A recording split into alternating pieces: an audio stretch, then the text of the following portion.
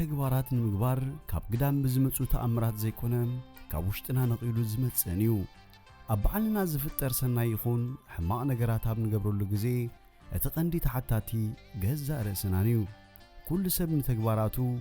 ናይ ተሓታትነት ስምዒት ክህልዎ ይግባእ ኣብ ንወሰከፍ መዓልታት ካብ ድቃስና ክንትስእ እንከለና ሰናይ ነገራት ንምግባርን ዕውታት ኮይንና ንኽንውዕልን ኣረኣእያናን ኣተሓሳስባናን ክነመዓራሪ ይግባአና ሕማቕ ኣመለኻኽታ ዘለዎም ሰባት ባዕሎም ዝፈጥሮ ጌጋታት ነቲ ካልእ ሰብ ክላግብሉ ዝተፈላለየ ዓይነት ምኽንያትን ከቕርቡን ይረኣዩ መንእሰያት ተኾይኖም ንስድሮኦም ተምሃሮ ተኾይኖም ንመምሃራኖም ገሊኦም ንዕርኽቶም ሰራሕተኛታት ተኾይኖም ንኣስራሕቶም ሰብ ሓዳር ተኾይኖም ከዓ ንመጻምርቶም ተሓታቲ ብምግባር ካብቲ ናቶም ጌጋታት ካድሙ ይፍትኑ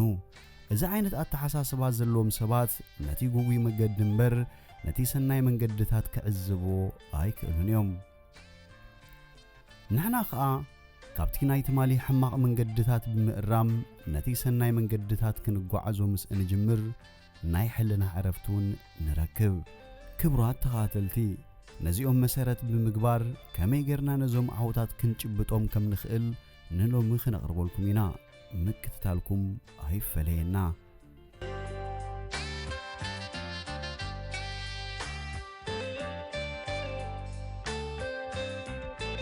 ቀዳማይ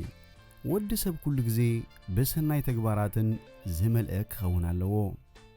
ኣብ ውሽጥና ዘሎ ዝስማዓናን ሰናይ ንምግባርን ድሕር ዘይምባልን እዩ ዝበዛሕና ግና ኣብ ክንዲናትና ናይ ካልኦት ሰባት ንዝፈጥሮ ጌጋታት ብምውፃእን ኣብ ናይ ካልኦት ሰባት ጉዳይ ወረን ሕማቕ ነገራትን ክንፈትል ስነንውዕል ኢና እዚ ግን ክኸውን ኣይግባእን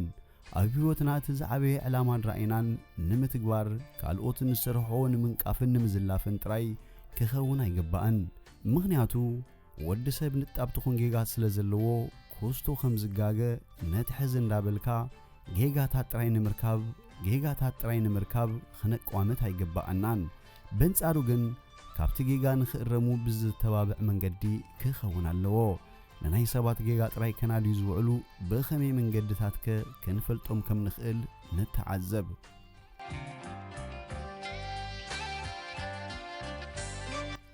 ዝነቕፎ ሰባት ክስኡኑ ከለዉ ፍጹም ሓጎስ ካብ ከባቢኦም ይጠፍእ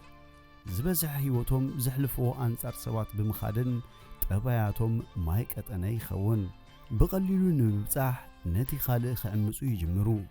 ብዝረኽብዎም ነገራት ኣብ ክንዲ ዝሕጎሱ ብዝሰኣንዎ ከስቆርቁሩ ትሪኦም ዋላ ኣብቲ ዝጸበቐ ንዕኦም ዝረኣዮም ግን እቲ ዝኸፍአን እዩ እዞም ክንጠቕሶም ዝጸንሓና ጥራይ ዋላ እንተ ዘይኮኑ እቶም ቀንዲ ዝርእይዎ ሕማቕ ነገራት እዮም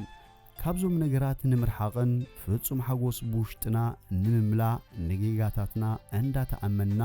በቶም ንገብሮም ሰናይ ተግባራት እንዳማሞቕና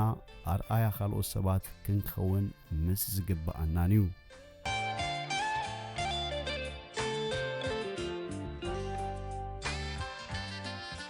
ካልኣይ ክንገብሮም ዝግባአና ኣብ ግዜኡን ሰዓቱን ምዕያይ ዝበዛሕና ሎሚ ክንዓዮም ዝግብኡና ብዝተፈላለየ ምኽንያታት ንጽባሕ ወይ ንድሕሪ ጽባሕ ይኹነለይ እንዳበልና ነሰጋግሮን እዚ ከዓ ኣብ ግዜኻ ዘይምግባር ናብ ዘይተደለየ ትኪትን ምስልቻውን ከንጸላልወና ይጅምር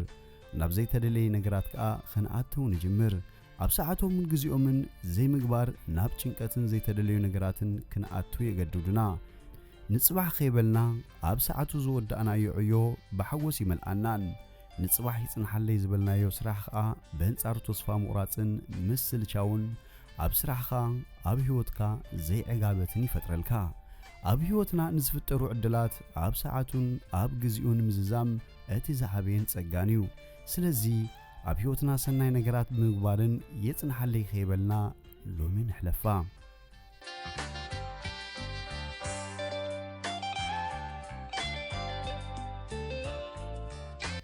ሳልሳይ ዓይነት ትምህርትታት ብዝተፈላለዩ ዓይነት ትምህርቲ ተመሪቕና ክንከውን ንኽእል ኢና ጎኒ ዝግን ብስነ ምግባር ዘይተኾስኮሰ ምዝኸውን እቲ ካብ ዩኒቨርሲታት ካብ ኮሌጃት ዝተመረቐ ጥራይ ኣኻላይ ከውን እዩ እቲ ዘምሃሮ ሕብረተሰብ ኣብ ጎኑ ብምዃን ሰናይ ነገራት ብምግባርን መራሕን ተራን ግዴታን ኣለዎ ካብቲ ሕብረተሰብ ናብቲ ሕብረተሰብ ስለ ዝኾነ ወዲ ሰብ ከም መልክዑ ኣተሓሳስቡን ኣመለኻኽቱን ይፈላለየን እዩ። ስለዚ ድማ ሰናይ ነገራት ጥራይ ብምሕሳብ ኣፍረይትን ክንከውን ንኽእል ኢና። እቲ በሊሕ ዝበሃል ብዝገብሮም ሰናይ ነገራትን ምዘጋጥሞም ሕማቕ ነገራትን ብህድኣትን በጽሞናን ክፈትሖ ምስ ዝጅምርን እዩ።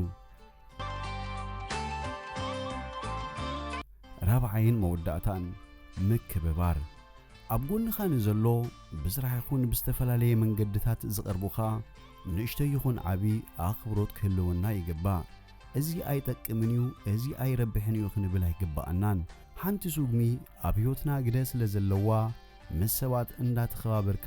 ምንባር ሰናይ ነገራትካ የብዝሕዎን የዕብዮን ስለ ዝኾኑ ንብጻይና ከም ነፍስና እንዳፍቀርና ክደክም ከሎ ክንሕግዞ ይግባአና።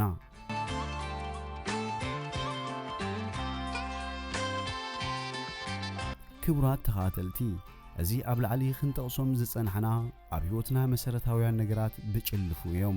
ካብ ሕማቕ ነገራት ተኣሊና ኣብ ናይ ዓወት መንገድታት ምእታው ሰብኣውነት ሃሊና ሕልናና ንጹህ ክኸውንን ብሰናይ ነገራት ዝመልኣና ክንከውንን ካብ ሕጂ ንበገዝ ዘይብልና ካብ ምምዕዳው ኣብ ውሽጥና ንዘሎ ህያው ዓቕምና ብምጥቃም ኣፍረይትን ንኹን። ክቡራት ተኸታተልቲ ሎሚ ዝብልናዮ መደብ ኣብዚ ወዲእና ኣለና። ኣብ ካልእ ተመሳሳሊ መደብ ክሳብ ንረኽብ ሰናይ ንዓኹም። ዳኒ ሙለሬ